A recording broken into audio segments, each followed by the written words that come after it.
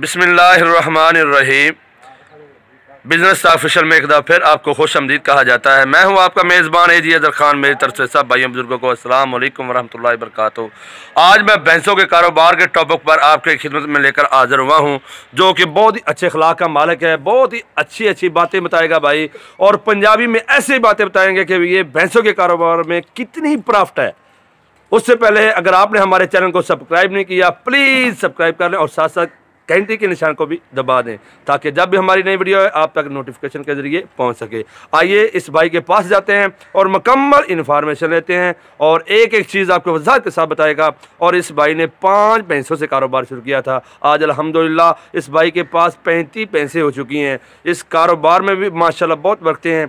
कुछ लोग भैंसों का कारोबार करते हैं, कुछ बछड़ों का करते हैं, कोई कट्टों का करते हैं, कोई लेयर फार्मिंग करता है। वो अपनी अपनी पसंद की चीज़ें होती हैं, लेकिन भैंसों के कारोबार में भी अल्हम्दुलिल्लाह लाखों करोड़ों, देखो 5 भैंसों से आज अल्हम्दुलिल्लाह 35 भैंसें बन चुकी हैं। आइए इस भाई से पूछते हैं। अस्सलाम वालेकुम भाई। वालेकुम सलाम भरावा, की हाल है तेरा? अल्लाह शुक्र है, तुसी सुनाओ। शुक्र अल्लाह दा भरावा, साडे लाई किवें आन कीते गरीबा बंदियां ले। आज मैं सोचा कि भरा दी वीडियो बना लिया। बड़ी मेहरबानी। जरा आदा ना 10 खुल गए।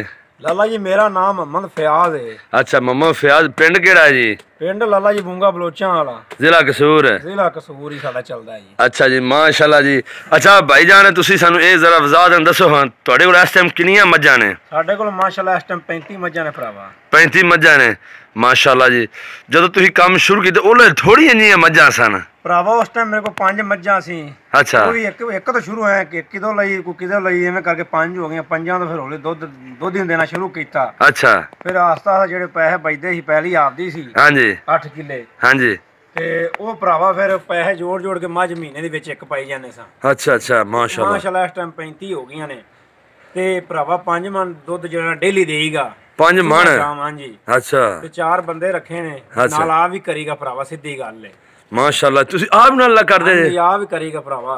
अच्छा अच्छा, माशाल्लाह जी, बड़ी खुशी दी गल है।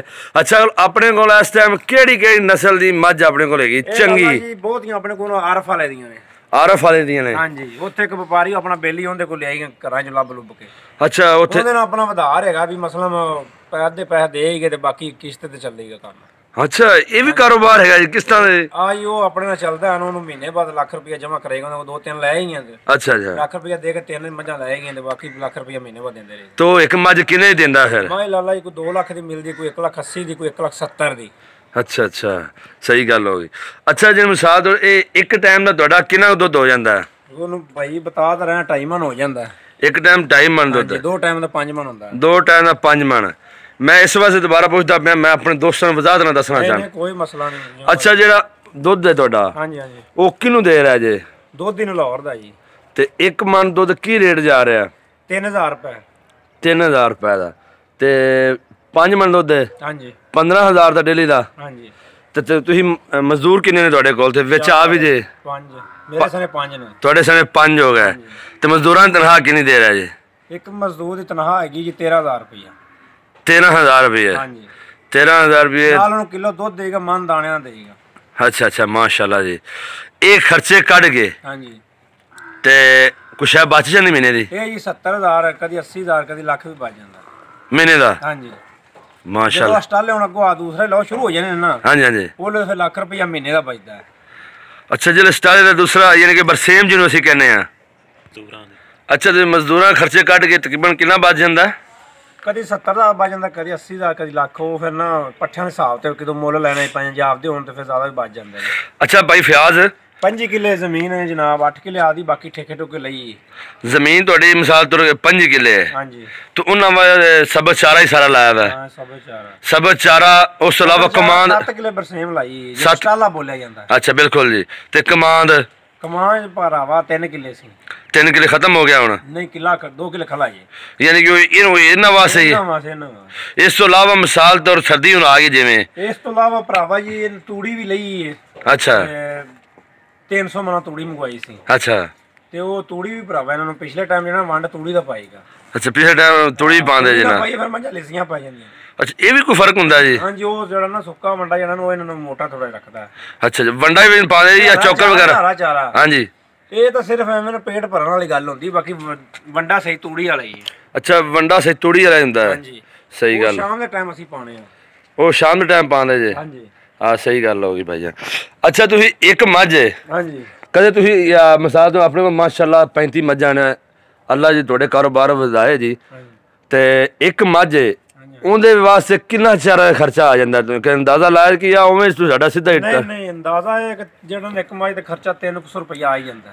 ਕਿੰਨੇ ਮਣ ਪੱਠੇ ਖਾ ਜਾਂਦੀ ਰੋਜ਼ਾਨਾ ਦਾ? ਇਹ ਤਾਂ ਭਰਾਵਾ ਅਸੀਂ ਕਦੀ ਨੀ ਹਿਸਾਬ ਲਾਇਆ, ਤੋਲ ਕੇ ਤਾਂ ਅਸੀਂ ਪਾਏ ਨਹੀਂ ਕਦੀ, ਉਵੇਂ ਅਸੀਂ ਤਾਂ ਉਵੇਂ ਲਿਆਈਏ ਤਾਂ ਉਵੇਂ ਪਾ ਦਈਏ, ਕਿਉਂਕਿ ਉਹ ਤੋਲ ਕੇ ਹੋਵੇ ਤਾਂ ਜੇ ਅਗਰ ਮੰਡੀ ਤੋਂ ਲਿਆਈਏ ਨਾ, ਹਾਂਜੀ ਹਾਂਜੀ, ਫਿਰ ਅਸੀਂ 40 ਮਣ ਲਿਆਈਏ, ਉਹਦੇ ਨਾਲ ਗੁਜ਼ਾਰਾ ਜੀ ਪੂਰਾ ਹੀ ਹੁੰਦਾ। 40 ਮਣ ਲਿਆਂਦੇ ਜੇ, ਉੱਥੋਂ ਕੀ ਰੇਟ ਮਿਲ ਜਾਂਦਾ ਮੰਡੀ ਤੋਂ? ਮੰਡੀ ਤੋਂ ਭਰਾਵਾ ਪਰਸੋਂ ਚੌਥ ਮੰਗਵਾਏ ਨੇ 120 ਰੁਪਏ ਮਣ ਟੱਕਰੇ ਨੇ। 120 ਰੁਪਏ ਮਣ? ਹਾਂਜੀ ਸਹੀ ਪਿੱਛੇ ਹੈ। 200 ਵੀ ਮਣ ਰਹੇ ਨੇ, ਹੁਣ ਥੋੜੇ ਸਸਤੇ ਹੋ ਗਏ ਨੇ। ਸਹੀ ਹੋ ਗਿਆ, ਇਹ ਵੀ ਤੁਹਾਡੀ ਗੱਲ ਮੰਨ ਲਈ ਜੀ। ਅੱਛਾ ਜਿਹੜੀ ਨੇ ਕਠੀਆਂ ਕੱਟੇ ਹੁੰਦੇ ਨੇ, ਹਾਂਜੀ ਹਾਂਜੀ, ਉਹ ਤੁਸੀਂ ਫਿਰ ਸਾਂਭਦੇ ਜੇ ਜਾਂ ਵੇਚ ਦਿੰਦੇ? ਉਹ ਭਰਾਵਾ ਅਸੀਂ ਨਾ ਵੇਚ ਦਿੰਦੇ ਆ। ਕਿੰਨੀ ਦੇਰ ਬਾਅਦ ਵੇਚਦੇ? ਜਦੋਂ ਮੱਝ ਜਿਹੜੀ ਨਾ ਦੁੱਧ ਛੱਡਦੇ ਦੀ ਵਿਓਗ ਜਾਂਦੀ ਹੈ। ਕਿੰਨੀ ਦੇਰ ਬਾਅਦ ਵੇਚ ਜਾਂਦੀ? ਕੋਈ ਵਿਓਗਦੀ ਹੈ 8 ਮਹੀਨਿਆਂ ਬਾਅਦ, ਹਾਂਜੀ। ਛੀਆਂ ਦੀ ਵਿਓਗ ਜਾਂਦੀ ਹੈ, ਕੋਈ ਸਾਲ ਵੀ ਲੈ ਜਾਂਦੀ, ਕਿਸੇ ਦੀ ਲੰਮੀ ਲਿਮਟ ਹੁੰਦੀ ਹੈ। ਅੱਛਾ ਕੋਈ ਇੰਜ ਵੀ ਹੁੰਦੀ, ਉਦੋਂ ਮਿਲਦੀ ਬੰਦੇ ਉਦੋਂ ਸੂ ਵੀ ਪੈਂਦੀ ਹੈ, ਐਵੇਂ ਮਹੀਨਾ ਕੋ ਫਿਰ ਆ ਵੀ ਛੱਡਣੀ ਪੈਂਦੀ 2 ਮਹੀਨੇ। ਅੱਛਾ ਅੱਛਾ ਸਹੀ ਹੈ, ਸਹੀ ਹੋ ਗਿਆ। ਅੱਛਾ ਮਿਸਾਲ ਤੌਰ ਤੇ ਹੁਣ ਇੱਕ ਇਹ 35 ਮੱਝਾਂ ਨੇ, ਹਾਂਜੀ ਇਹਨਾਂ ਕਿੰਨੀਆਂ ਮਿਲਦੀਆਂ ਨੇ, ਕਿੰਨੀਆਂ ਮਿਸਾਲ ਤੌਰ ਗੱਭਣ ਨੇ? ਇਹਦੇ ਜੀ ਭਰਾਵਾ ਜਿਹੜੇ ਨਾ 8 ਹਾਂਜੀ ਇਹ ਕੋਈ ਨਹੀਂ ਮਿਲਦੀਆਂ, ਬਾਕੀ ਸਾਰੀਆਂ ਮਾਸ਼ਾਅੱਲਾ ਮਿਲਦੀਆਂ ਨੇ। ਮਾਸ਼ਾਅੱਲਾ ਜੀ, ਠੀਕ ਹੋ ਗਿਆ। ਅੱਛਾ ਭਾਈ ਫਿਆਜ਼, ਹਾਂਜੀ ਹਾਂਜੀ, ਇਸ ਟਾਈਮ ਆ ਜਿਹੜੀ ਤੁਹਾਡੀ ਖੁਰਲੀ ਹੈ ਕਿੰਨੇ ਫੁੱਟ ਤਕਰੀਬਨ ਲੰਮੀ ਹੈ? ਇਹ ਜ਼ਰਾ ਸਾਨੂੰ ਦੱਸੋ। ਇਹਦੀ ਭਰਾਵਾ ਲੰਬਾਈ ਮਿਨੀ ਨਹੀਂ, ਮੈਂ ਤੈਨੂੰ ਝੂਠ ਮਾਰੀ ਜਾਵਾਂ, ਕਿਉਂਕਿ ਝੂਠ ਜਿਹੜਾ ਨਾ ਉਹ ਸਹੀ ਨਹੀਂ ਕੰਮ ਹੁੰਦਾ। ਯਾਨੀ ਝੂਠ ਨਹੀਂ, ਇਹ ਤਕਰੀਬਨ ਹੋ ਜਾਏ ਤਕਰੀਬਨ 40-50 ਫੁੱਟ ਤਾਂ ਹੋ ਜਾਏ। ਜੋ ਵੀ ਤੁਹਾਡੇ ਸਾਹਮਣੇ ਭਰਾਵਾ। ਅੱਛਾ ਇਹ ਤੁਸੀਂ ਹੁਣ ਤਾਂ ਤੁਹਾਡੇ ਆ ਨਾ ਸਫਾਈ ਹੋਈ ਪਈ ਹੈ? ਹੁਣ ਤਾਂ ਕੁਛ ਹੈ ਨਹੀਂ, ਤਾਂ ਸਾਰੇ ਜਿਹੜੇ ਮੱਝਾਂ ਦਾ ਕੰਮ ਉਹਨਾਂ ਨੂੰ ਪਤਾ, ਸੁਬਹ ਭਾਈ ਸਾਡੇ ਕੋਈ ਐਸੀ ਕੁਛ ਨਹੀਂ ਪਾਉਂਦੇ। ਅੱਛਾ ਅੱਛਾ, ਬੰਦੇ ਆਉਂਦੇ ਹੋਣੇ ਝਟਕੋਂ ਨਾਸ਼ਤਾ ਕਰਕੇ ਪੱਠੇ ਲੈਣ ਜਾਣਦੇ, ਹਾਂਜੀ ਲਿਆ ਕੇ 10 ਕੁ ਵਜੇ ਜਿਹੜੇ ਨਾ ਜਨਾਬ ਇਹਨਾਂ ਕੇ ਪਾਉਣਾ ਸ਼ੁਰੂ ਹੋ ਜਾਣਗੇ। ਉਹ ਫਿਰ 12 ਵਜੇ 2 ਵਜੇ ਤੱਕ ਖਾ ਲੈਂਦੇ। ਹਾਂਜੀ, ਉਸ ਤੋਂ ਬਾਅਦ ਜਨਾਬ ਇਹਨਾਂ ਚੁਆਈ ਸ਼ੁਰੂ ਕਰ ਦਿਆਂਗੇ 2:30 ਵਜੇ। ਹਾਂਜੀ, ਚੁਆਈ ਤੋਂ ਬਾਅਦ ਜਨਾਬ ਉਸ ਤੋਂ ਬਾਅਦ ਇਹਨਾਂ ਫਿਰ ਤੂੜੀ ਦਾ ਵੰਡਾ, ਤੂੜੀ ਪਾ ਕੇ ਨਾ ਉਵੇਂ ਸੱਟ ਕੇ ਉੱਤੇ ਪਾ ਦਿਆਂਗੇ। ਅੱਛਾ ਮਾਸ਼ਾਅੱਲਾ, ਸਾਡਾ ਤਾਂ ਸਿਸਟਮ ਹੈ। ਠੀਕ ਹਰ ਹੋ, ਬੰਦੇ ਦਾ ਆਪੋ ਮੇਨ ਹੁੰਦਾ, ਹਿਸਾਬ ਕਿਤਾਬ ਹੁੰਦਾ। ਸਹੀ ਹੋ ਗਿਆ। ਅੱਛਾ ਚੁਆਈ ਤੇ ਤੁਹਾਡੇ ਕੀ ਟਾਈਮਿੰਗ ਹੈ? ਚੁਆਈ ਅਸੀਂ ਜਨਾਬ 2:30 ਵਜੇ ਸ਼ੁਰੂ ਕਰਨੀ ਤੇ 4 ਵਜੇ ਤੱਕ 4:30 ਵਜੇ ਦੁੱਧ ਇੱਥੋਂ ਕੱਢ ਦੇਣਾ ਹੁੰਦਾ ਹੈ। ਅੱਛਾ ਉਹ ਤੁਹਾਡੀ ਗੱਲ ਸਹੀ। ਇੱਥੇ ਪਿੰਡ ਵਾਲੇ ਨਹੀਂ ਤੁਹਾਡੇ ਦੁੱਧ ਲੈਂਦੇ? ਨਹੀਂ ਉਹ ਪਿੰਡ ਵਾਲੇ ਹੈਗੇ ਨੂੰ ਪੈਸੇ ਨਹੀਂ ਛੱਡ ਦਿੰਦੇ। ਦੁੱਧ ਹੀ ਤੁਹਾਨੂੰ ਨਗਦੋਂ ਨਗਦ ਮਾਲ? ਨਹੀਂ ਨਗਦੋਂ ਮਹੀਨੇ ਬਾਅਦ। ਮਹੀਨੇ ਬਾਅਦ? ਹਾਂਜੀ।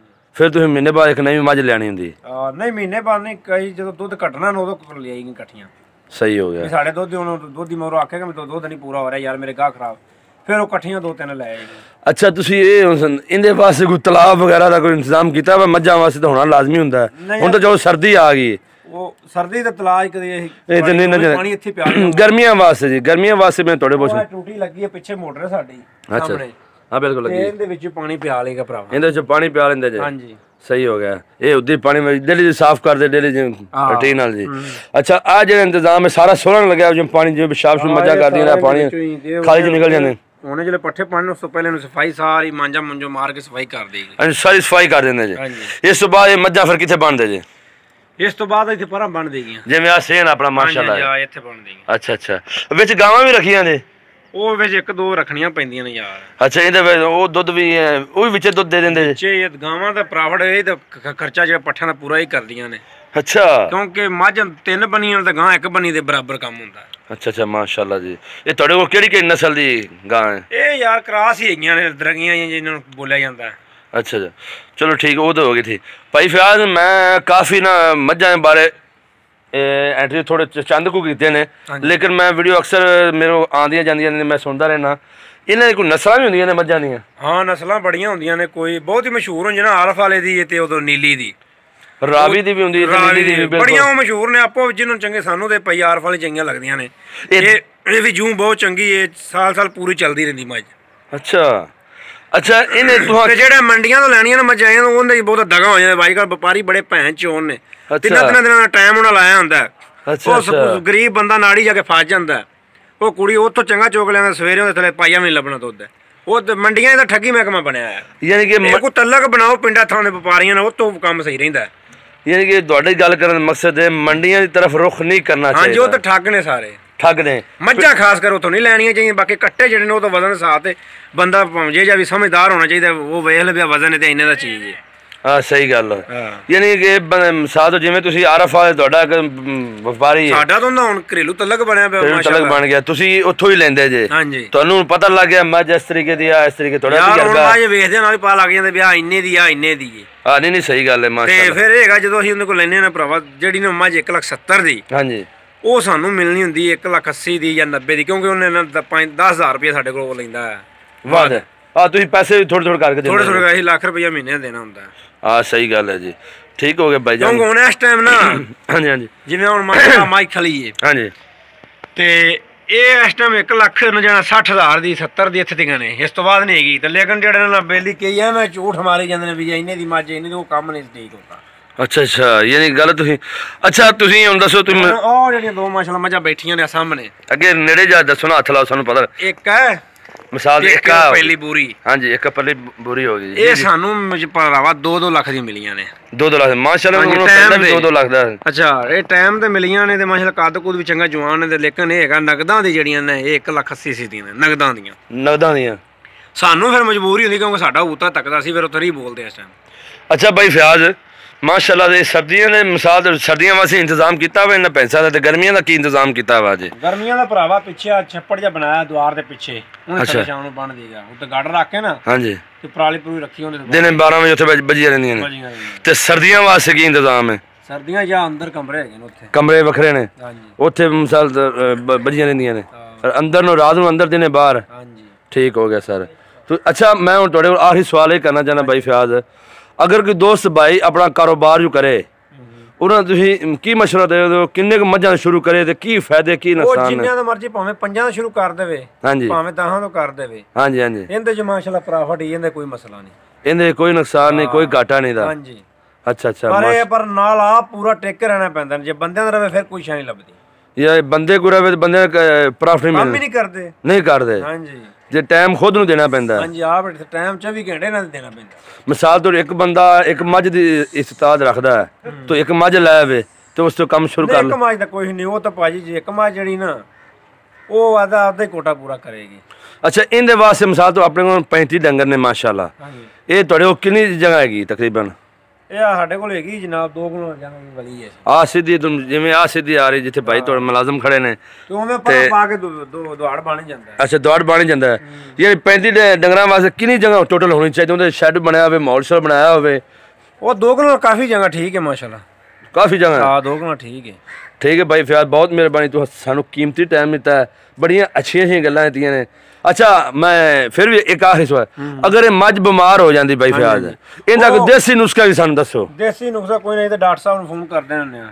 अच्छा ਤੂੰ ਆ ਕੇ ਉਹ ਦਵਾਈ ਦੇ ਜਾਂਦਾ ਅਸੀਂ ਤਾਂ ਦੇਸੀ ਨੁਸਖੇ ਕਦੇ ਵਰਤਦੇ ਜਾਂ ਇੱਕ ਬੰਦਾ ਸਾਡਾ ਹੈਗਾ ਉਹ ਕੁਛ ਐਸ਼ੂ ਦੱਸਦਾ ਕੀ ਅਜਵਾਇਣਾ ਆਈਆਂ ਧੂਰਾਂ ਪਾਣਾ ਇਹ ਫਾਰਮੂਲੇ ਹੀ ਹੁੰਦੇ ਨੇ ਉਹਨੂੰ ਫਾਰਮੂਲਾ ਪਤਾ ਉਹਨੂੰ ਪਤਾ ਹੈਗਾ ਭਰਾਵਾ ਤੋਂ ਫਿਰ ਜਿਹੜੀ ਮੈਨੂੰ ਦੱਸ ਦਿੰਦਾ ਮੈਂ ਉਹ ਲੈ ਆਣਾ ਤੋਂ ਲਿਆ ਕੇ ਦੇ ਦੀਗੀ अच्छा ਅਸੀਂ ਲੇਕਿਨ ਵੈਸੇ ਘਾਟ ਹੀ ਦਿੰਦੇ ਨੇ ਅਸੀਂ ਬਹੁਤ ਡਾਕਟਰ ਨੂੰ ਅਕਸਰ ਬੁਲਾਉਂਦੇ ਹੁੰਦੇ ਆ अच्छा सही हो गया सर ਤੇ ਮੂੰਹ ਖੋਰ ਦੀ ਬਿਮਾਰੀ ਮਿਸਾਲ ਦੇ ਉਹ ਪੈਂਦੀ ਹੁੰਦੀ ਮੂੰਹ ਖੋਰ ਦੀ ਬਿਮਾਰੀ ਲੇਕਿਨ ਇਹ ਹੈਗਾ ਵੀ ਜਿੰਦੇ ਮੁਕੱਦਰ ਹਰੇ ਹੋਣ ਹਾਂਜੀ ਹਾਂਜੀ ਫਿਰ ਉਹਨਾਂ ਬਹੁਤ ਨਹੀਂ ਤਾਂ ਕਈਆਂ ਨੂੰ ਘਾਟ ਹੀ ਪੈਂਦੀ ਬਿਮਾਰੀ अच्छा जी मुकद्दर ना सारी ਦੀ ਗੱਲ ਹੈ ਭਾਜੀ चलो ठीक हो गया सर बहुत मेहरबानी तुम सानू कीमती टाइम दिता जी अगर तुहानू साडी वीडियो चंगी लगे तो लाइक करो और दोस्तों तक शेयर करो तब तक लिए एजी अजहर खान को इजाज़त दीजिए अस्सलाम वालेकुम वरहमतुल्लाहि वबरकातुहू।